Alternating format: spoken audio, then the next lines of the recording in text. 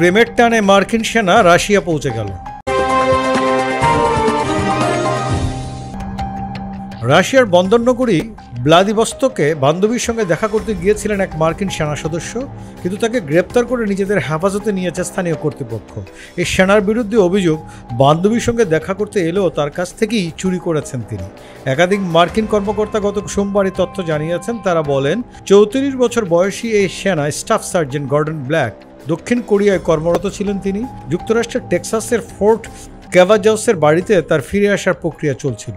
এই কর্মকর্তারা বলেন, ব্ল্যাক একজন বিবাহিত, দেশে ফেরার প্রক্রিয়া চলার মধ্যেই রাশিয়ায় দীর্ঘদিনের এক বান্ধবীকে দেখতে যান তিনি। তাকে গ্রেপ্তারের ঘটনা রাশিয়ার সঙ্গে যুক্তরাষ্ট্রের সম্পর্ককে আরও জটিল করে তুলল। ইউক্রেন রাশিয়া যুদ্ধ চলার প্রেক্ষাপটে দুই দেশের সম্পর্ক ক্রমেই উত্তেজনা বাড়ছিল। নাম প্রকাশ না করার শর্তে গর্ডন ব্ল্যাকের ব্যাপারে বিস্তারিত তথ্য জানিয়েছেন এই মার্কিন কর্মকর্তারা। সিনথিয়া স্মিথ নামে সেনাবাহিনীর এক মুখপাত্র গত বৃহস্পতিবার ভ্লাদিভস্তকে ব্ল্যাকের গ্রেপ্তার হওয়ার বিষয়টি নিশ্চিত করেছেন। ভ্লাদিভস্তক রাশিয়ার একটি প্রধান সামরিক ও বাণিজ্যিক বন্দর। ব্ল্যাকের বিরুদ্ধে ফৌজদারি অপরাধমূলক অসদাচরণের অভিযোগ আনা হয়েছে। এই ঘটনা সম্পর্কে যুক্তরাষ্ট্রকে অবগত করেছে রাশিয়া।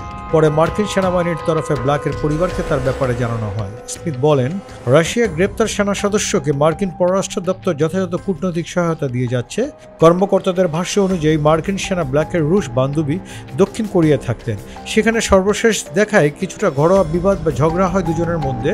পরে তার বান্ধবী দক্ষিণ কোরিয়া ছেড়ে দেশে চলে যান। তিনি বাধ্য হয়ে কোরিয়া ছেড়েছেন নাকি তার দেশ ছাড়ার ঘটনায় সেখানকার কর্তৃপক্ষের সংশ্লিষ্টতা রয়েছে সেটা স্পষ্ট নয়। দক্ষিণ কোরিয়া থেকে রাশিয়া যাওয়ার সময় পদাতিক সেনা সদস্য ব্ল্যাক কোনো অনুমতি নেননি বলে জানান কর্মকর্তারা। তবে তিনি ছুটিতে ছিলেন। যুক্তরাষ্ট্রে ফেরার পর তাকে নতুন করে মোতায়েন করার কথা ছিল।